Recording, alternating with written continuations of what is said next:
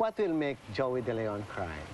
Oo, yung mga ganun, naiyak ako eh. Yung mga ganun, nabibigla ako na sorpresa.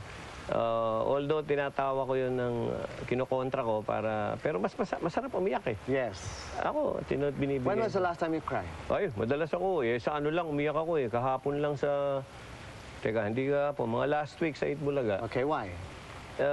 Kami nga sabay-sabay, nagtingin na Lilipian, nila Alan, pare-pareho pala kami umiiyak. Yung nanalo kasi, dun sa itaktak mo, itatak mo. Okay. Ang pangalan ng babae, Jinky pa nga eh. Okay. Nung nanalo siya, pinag-speech siya, umiiyak siya. Ang sinabi lang ng babae, anak, nanalo ang inay, papakain ko na kayo ng halo-halo.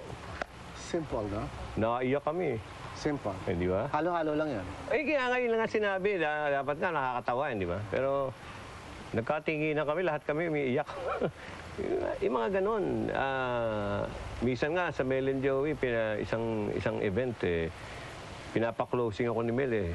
Hindi ako makasalita, may bara ako dito. Parang New Year ata yun. Mag-message ka na sa mga tao. Kaya sabi ko kay Mel, mas matapang ka sa akin. Joey, yung luhang sinasabi mo, ay luha mo ng kaligayahan para sa ibang tao.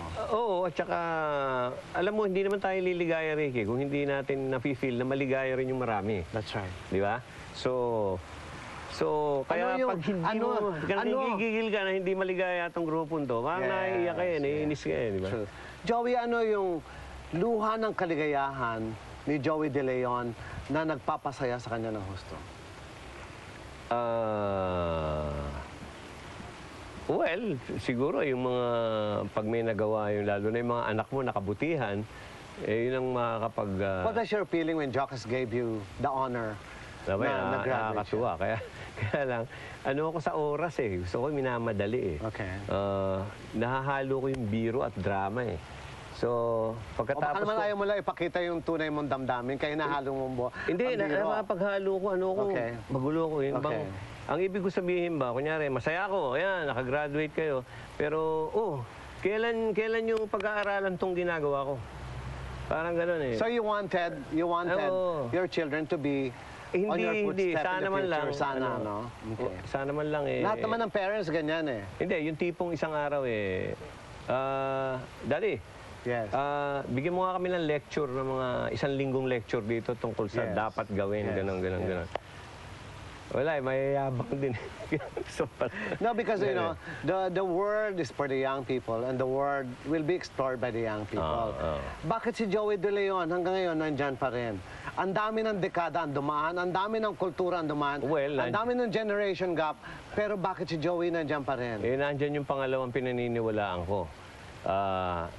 Pag namatay ka kasi, puro tulog na ang gagawin mo. Okay, so might as well. Sige na, magtrabaho ka na magtrabaho. At yung patrabaho mo, enjoy mo na enjoyin. Joey, Magmasipag ka. what is the most beautiful gift that you have given to your child? To any children of yours? Well, karaniwan sasabihin ng tao edukasyon, di ba? Yes. Palagay ko, mas malaki sa edukasyon yung dedikasyon na magtrabaho ko dahil para sa kanila. So, yung time. At hindi mo sinasabi yan, nakikita nila yan sa'yo. Hindi mo kailangan sabihin eh. Hindi mo na kailangan sabihin. Naman eh. That's true. Palagay ko, yung dedikasyon mo, yung time pwede pang mas maliit eh. Mas malaki yung dedication sa time. Totoo. At yung time, mas malaki sa kung anumang bagay pang susunod.